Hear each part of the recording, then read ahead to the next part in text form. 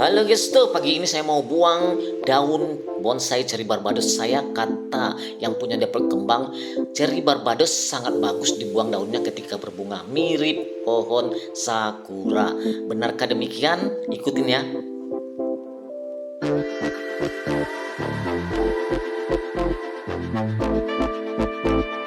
Akhirnya semua daun cherry barbados saya selesai dibuang. Cantik guys tuh, mirip bunga sakura. Ops, ada yang aneh guys tuh. Setelah daunnya semua dipangkas, bonsai cherry barbados saya mirip pohon Natal. Unik, keren, cantik. Ada mainannya lagi guys tuh. Jadi buah cerinya bergelantungan seperti mainan di pohon Natal. Keren guys tuh, coba perhatikan. Ini baru putihnya guys tuh. Gimana kalau masak? Pasti keren banget nih. Persis pohon Natal.